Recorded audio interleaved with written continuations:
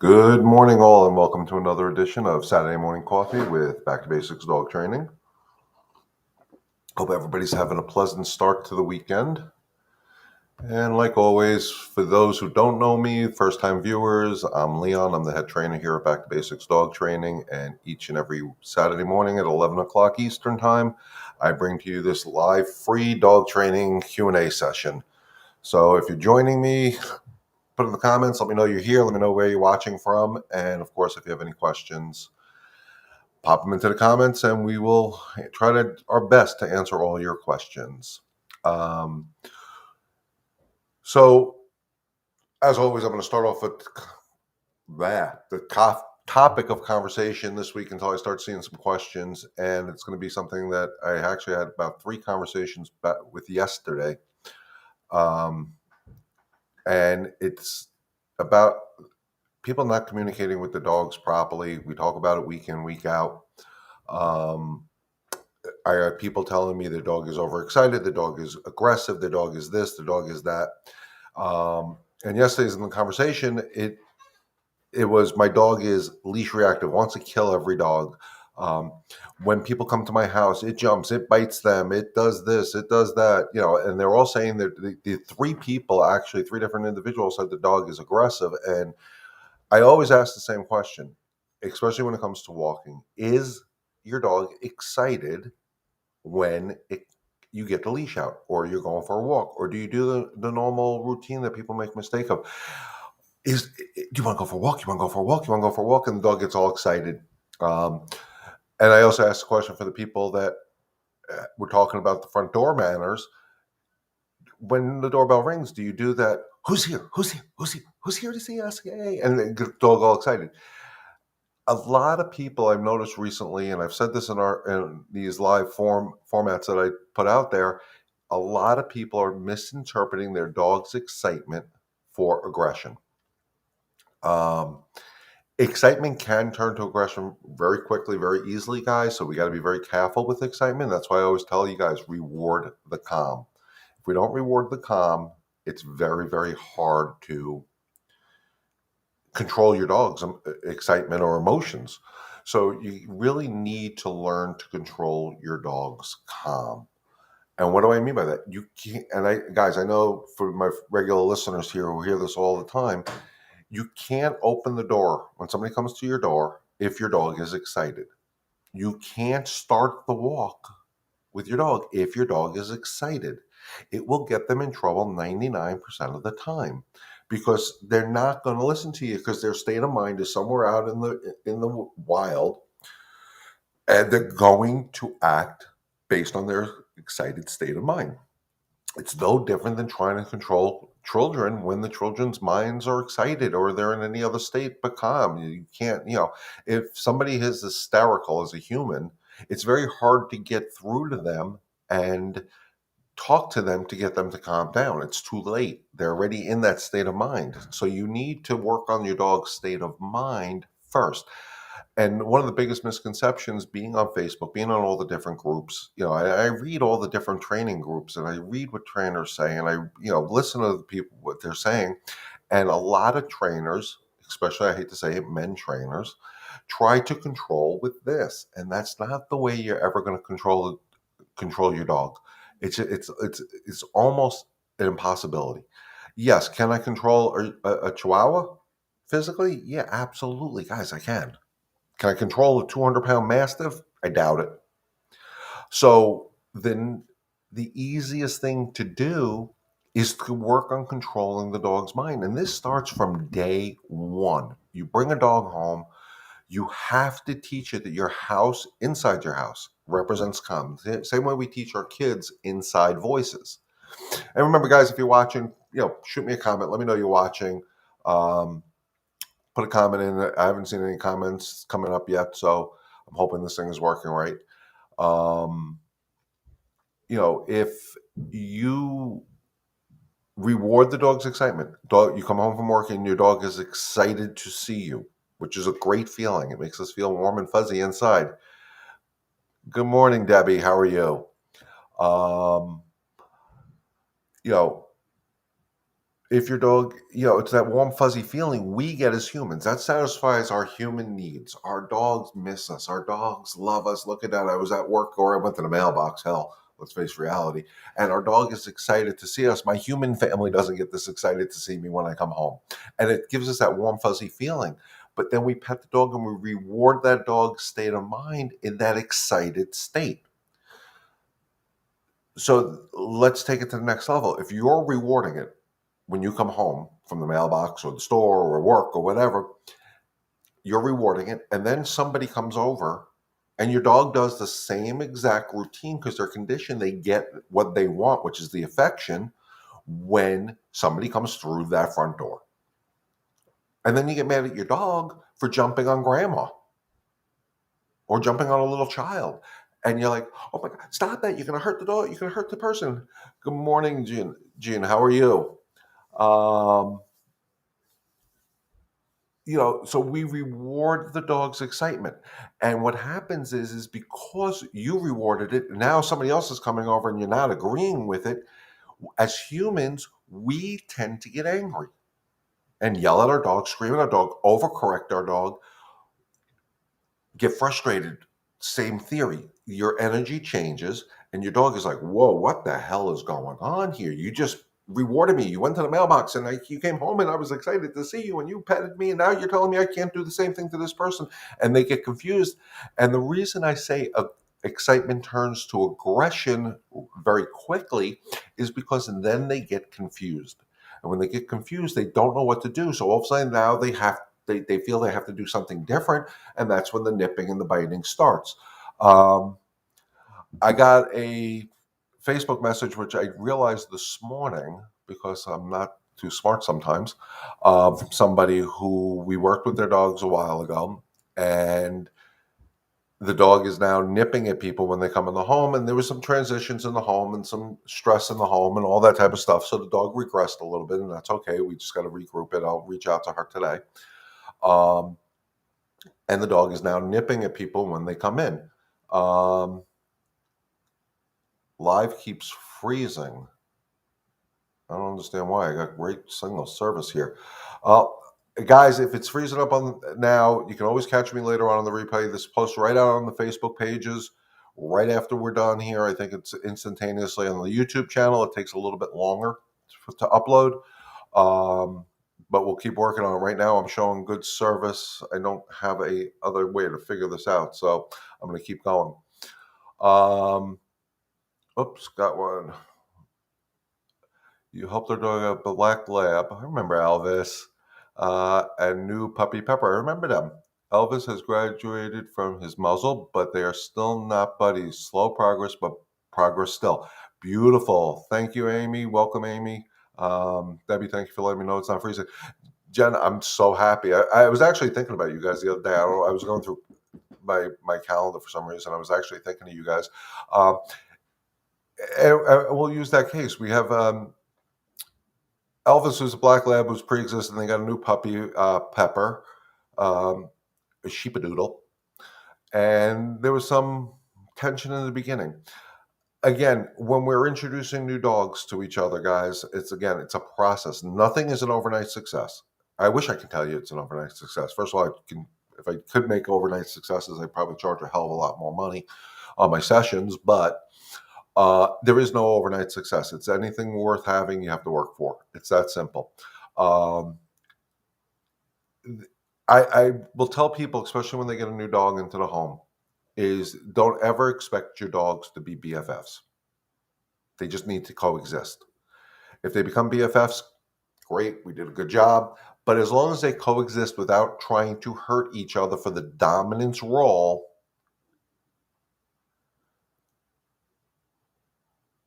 wow, Mary Beth, you just got out of the hospital. I hope you're okay.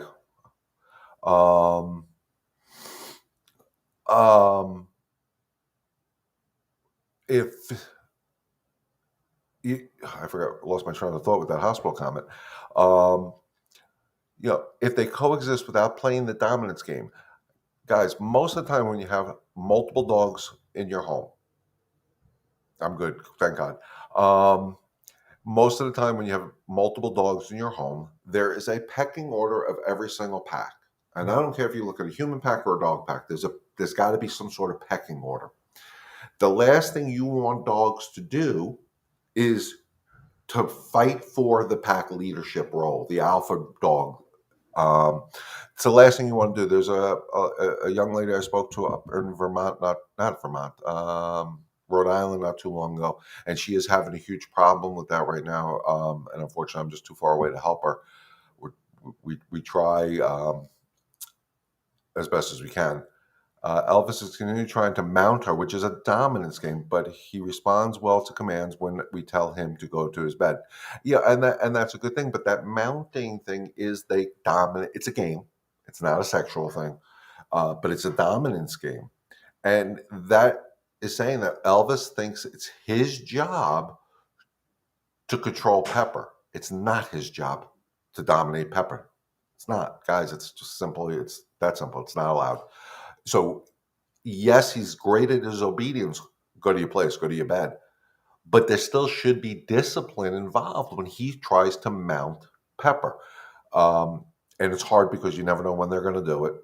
But your energy and your disappointed energy could teach him a lot. But it's also a matter of getting up.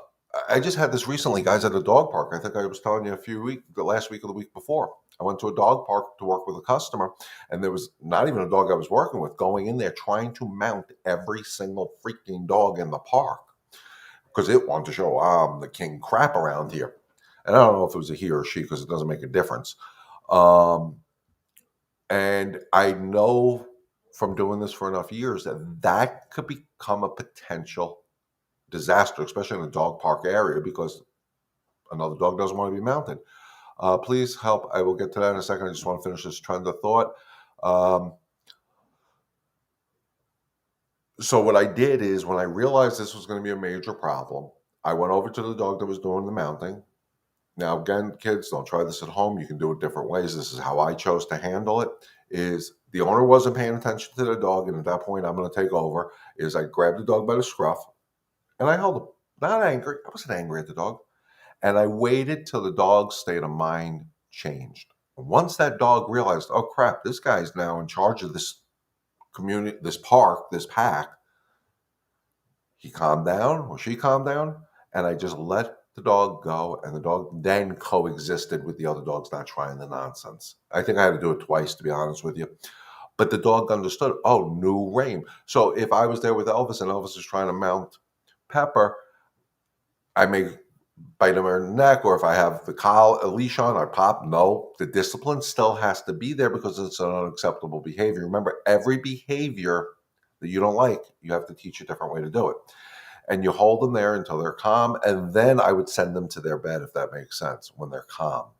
Not using the bed as the punishment for mounting. The punishment happens because I'm going to discipline you. Marina says, please help. I adopted a puppy mill Maltese that will pace for hours if I don't pick her up and put her in my bed at bedtime. My concern is her falling and hurting herself off my bed, but most of all, I need her to sleep in her bed so I can sleep without the concern all night long. Absolutely. So you got a dog that had a horrible history. It was a puppy mill dog. It was confined probably to a cage because that's what they got. And now they have more freedom, and they really don't know what to do with it, guys. And that's sad. How long ago did you adopt this pup? And being in a puppy mill, you got to remember they're surrounded by other dogs constantly. So there's always that touching next to something, feeling, whatever you want to call it. So a couple things I would suggest doing, and again, depending on how long, well, it doesn't matter. Even if you had the dog for a long time, I'm just more my curiosity. I want to know how long you've had the dog so I can give you a better guidance on how to move it forward. One thing I would definitely suggest doing is setting up the structured walk, again, on my YouTube channel. It's How to Leash Train a Dog. I will put the links in on the Facebook profile, Facebook pages when we're done with the stream here today. It's a Mastering the Walk, I call it. But on my YouTube channel, it's called How to Leash Train Your Dog. It's five episodes of how to properly leash train your dog for a walk. the way I designed this walk is for not so much, it's not for physical exercise. It's more for bonding and leadership. The dog is, with the pacing and all that, is a nervous dog to begin with. So you have to start building the dog's confidence. And there is no better place to build the dog's confidence than on a good walk. But the walk has to be controlled by the human, not by the dog. So if the dog wants to sniff everything, it's not the time to be sniffing, putting the nose on the ground sniffing. They don't need their nose on the ground to know that Fido was there. They can smell it pretty good without it. It's about the dog following you and building that trust that you're the pack leader. And that's the whole way I designed the 5 episodes of How to Leash Train Your Dog, is to show that leadership that your dog is looking for. This puppy is looking for leadership. That pacing is that nervousness. It doesn't know what to do with itself because it never had proper guidance. In a puppy mill situation, unfortunately, they're not even getting the guidance from their mother dog, which they normally would get. In a true real breeding situation, it's the mother that teaches the dogs a lot of the rules, and in a puppy mill situation they just don't get it. So now it's our job to do it. I would also, no pun intended, go back to basics and put the dog in a crate. And I would start that not at night when you're trying to go to sleep. I would start that during the day when you're home with the dog. Put it in the crate for an hour or two and then let it out. Show that it can come out of the crate. Make the crate a good thing. Don't force the dog in the crate, guide the dog into the crate, and start utilizing the crate a little bit more. And then use the crate, put the crate next to your bed. Let the dog sleep in the crate as long as you can condition it to accept the crate. But I would definitely start with the walk in the crate. The crate can be very good for it because it kind of reminds it, I hate to say it, of the puppy mill situation. But if you associate the crate with a positive, I'm not big on feeding dogs in crates, but on a case like this, I would. By feeding the dog in the crate, it represents a better thing than what they came from the puppy mill. If that makes sense, let me know in the comments. But it's a long, drawn-out procedure because when you deal with insecurity, guys, there's no rushing it. You have to take your time. You have to read what your dog is telling you at every second you're working with the dog. As much as I would like to say there's overnight successes, there are no such thing. Insecurity does take longer, and that's from a professional point of view and a personal point of view. You never want to rush anything that's insecure, because if you rush it, you actually can make it take too many steps back. So you have to take your time to see what your dog is telling you, because they're not going to communicate it to you in our language. They're going to tell you by body language and energy what they're saying, and then you're going to work them through it. And it could be, walking a dog. I've worked with dogs that are terrified to walk on a leash. And 2 hours, I got them from the front door to the street. And guess what? It was a huge accomplishment. We didn't go for a walk, but we got from point A to point B, and we can end the exercise there because we taught the dog, we're not going to force you to do it. It's like us. Nobody wants to be forced to do anything they don't want to do. But if you guide them and you take the time and you read them, if they stop short, there's a reason they stop short. So our job is to figure out, okay, why'd you stop? There's nothing around here that should be scaring you, but for whatever reason you're insecure about this, okay, let me guide you a little bit more forward. Even if it's one step forward, I'm going to praise. If they're food motivated, I will use treats at that time. Good, yes, because we're going to show them there's nothing to be afraid of, and it's going to build their confidence in us that we're never going to put them in that situation that should scare them, if that makes sense. So it's a labor of love. But I would definitely, Marina, and I hope I said your name right, definitely use the crate a little bit. I would definitely master the walk. I think the walking people, we need to put more onus on the structure of the walk. It's real important she's 8 years old, half blind, half deaf, I'm assuming that's deaf, has come a long way from not walking on wood floors and now walking on wood floors. Beautiful.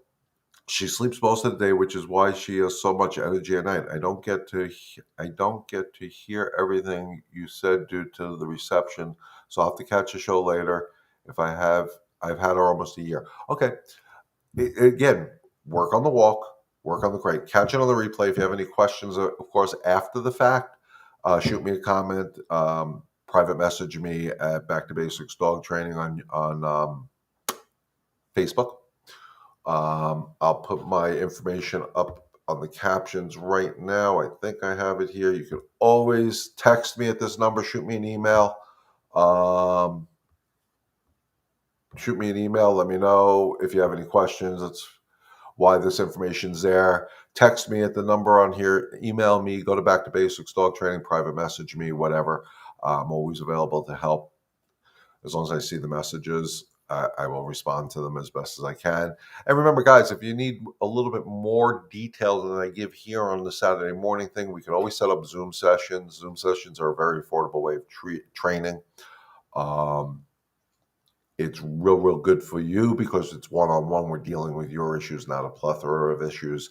And a lot of it is me getting you to understand the psychology of the dog and what the dog is communicating to you without the words, because that's the important thing. Is we got to stop talking so much to our dogs and listening to what they're saying with their body language and energy. And the biggest thing is always work on a calm state of mind. So if the dog is excited, you work on the calming the dog down. If the dog is insecure, you work on a calm to get the dog to be calm. Everything goes back to being calm. Have a good day at work. Thank you. Love you. Daughter's going to work now, so welcome to the real world of Back to Basics Dog Training. And it was her birthday yesterday, so shout out to Samantha. Happy birthday. Live and in living color.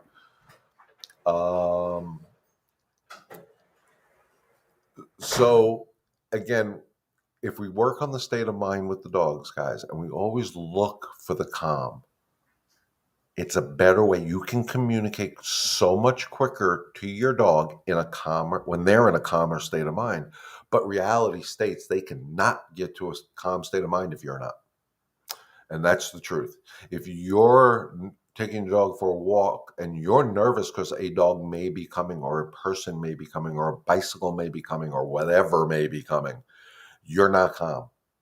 And if you're not calm, there's no way in hell your dog could be calm, because again, one of the biggest things, and I say this week in, week out, and I sound like a broken record, guys, is our energy is the most important form of communication that we have with our dogs or our animals in general, and with our fellow humans. Your energy controls so much of how we communicate with everything. Energy is a universal language. I can use the same energy if I go to, China. I can use my same energy if I go to Russia. It doesn't matter. It doesn't matter where I go in this world. My energy is a universal language that every animal speaks. And if you can learn to control your own energy, and really, like I tell people, get out of your own heads and not worry about the things that you can't control, you can help control your dog better. So if you're the type of person that wants to walk your dog, but you're nervous about another dog being out there, think about the energy you're putting out there.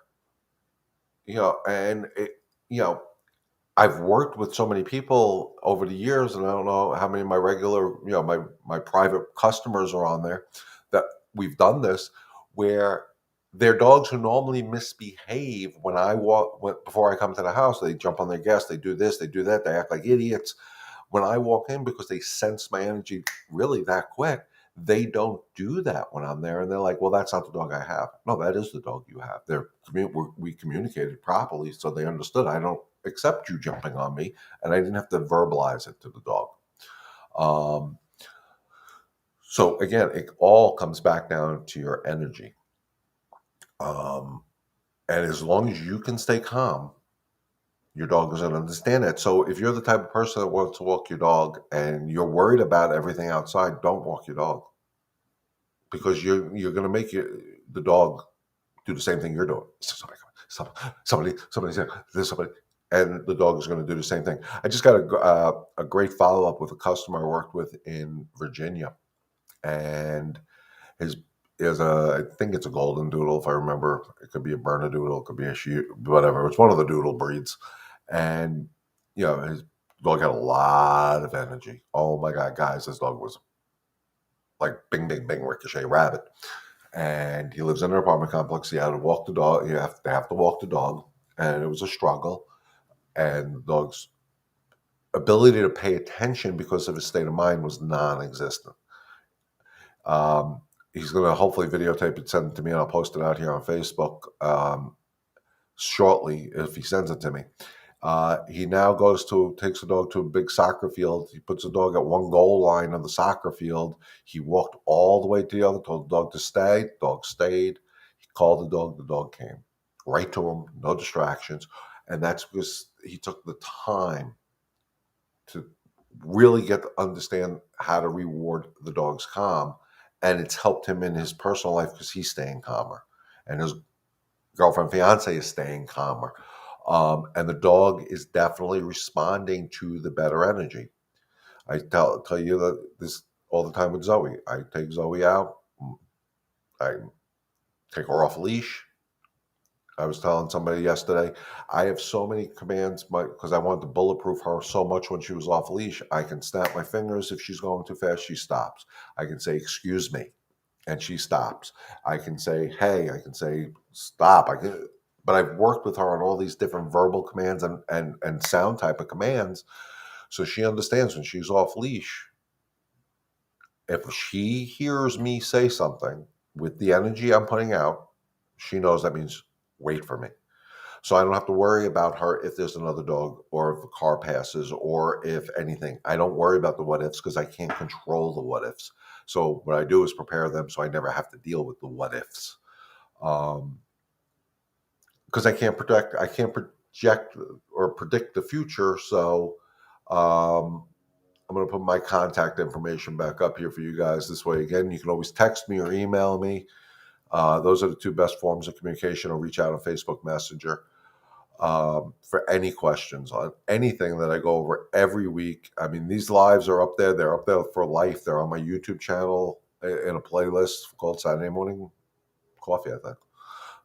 You can always go back through a replay. And what I'm going to try to do in the next couple of weeks is actually start watching some of my old lives and put them in categories of what the main topic was, because I think that'll help out people a lot.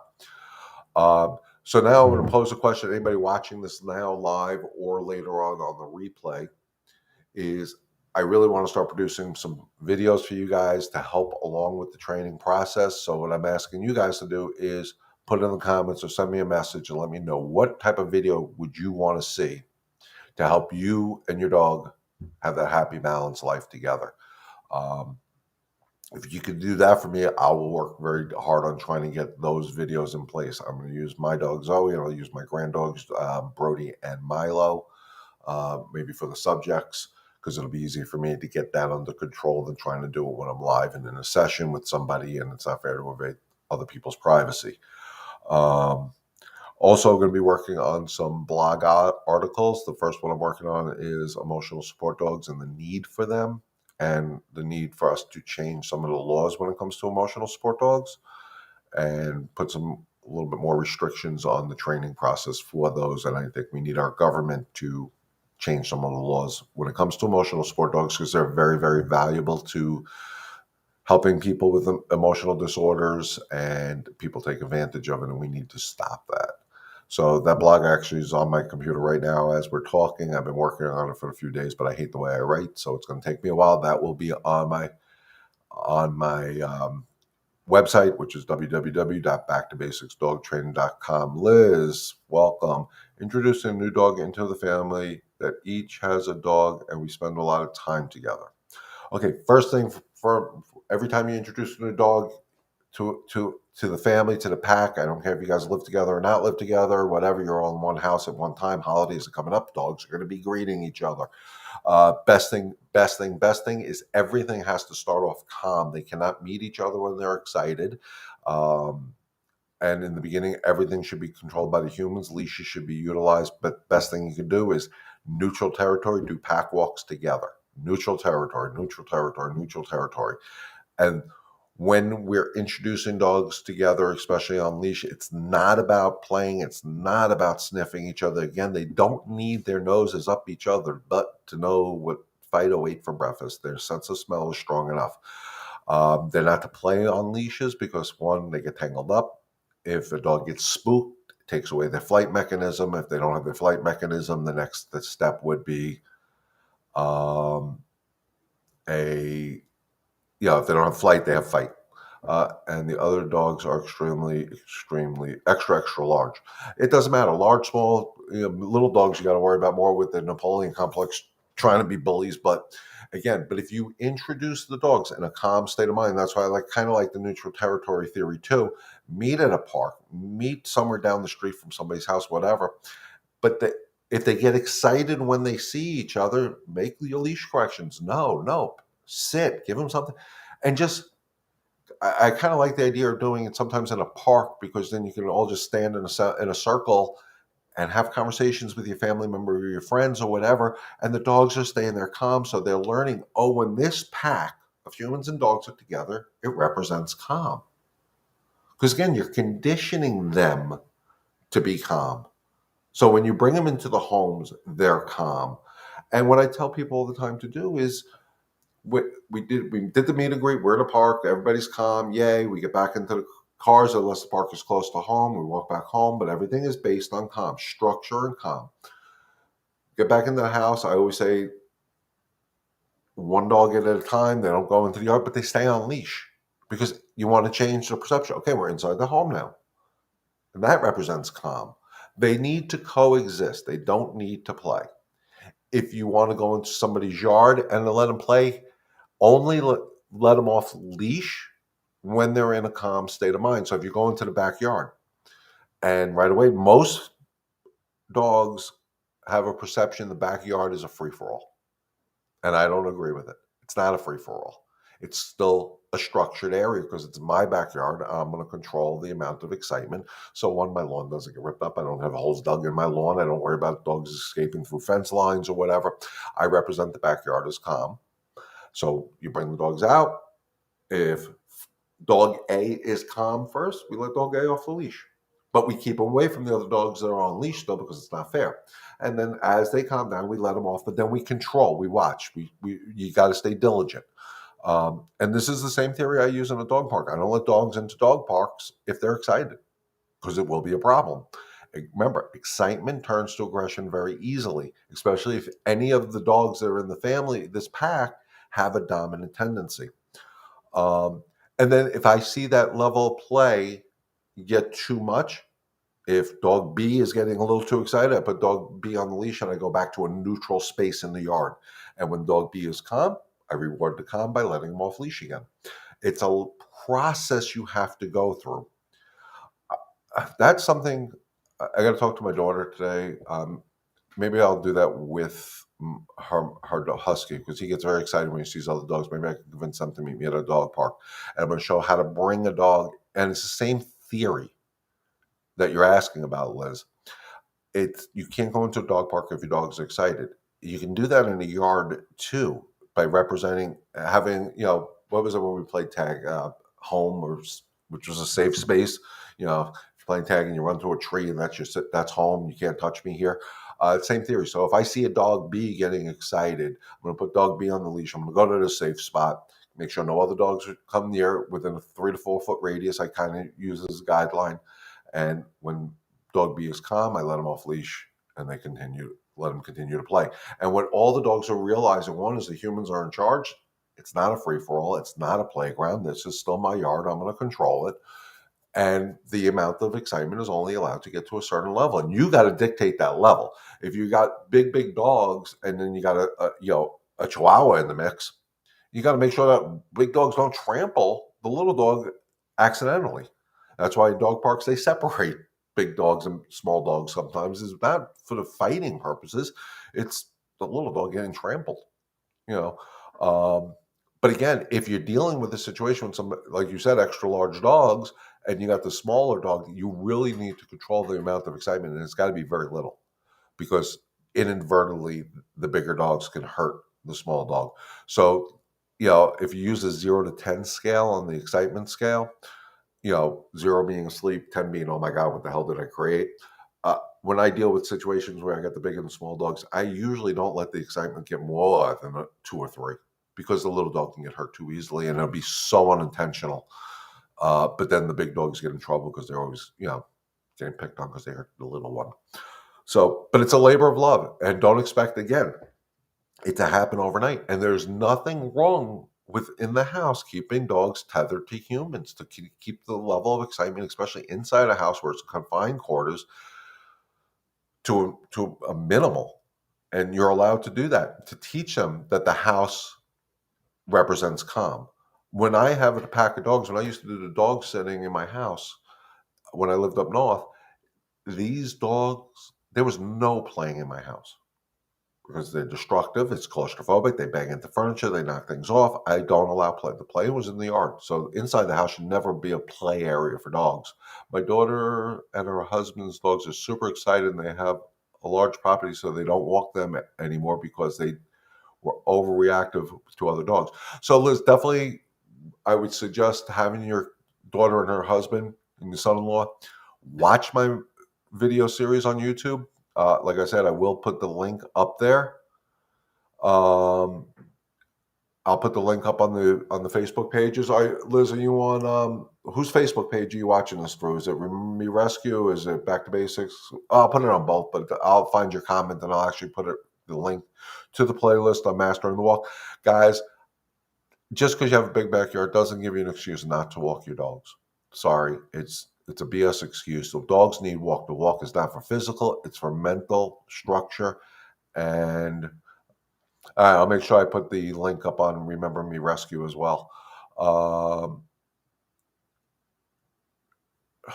The backyard does not substitute for the structure of the walk. The structure of the walk is about, again, physical. It's not about physical. It's about structure, bonding, and leadership. Period. End of discussion.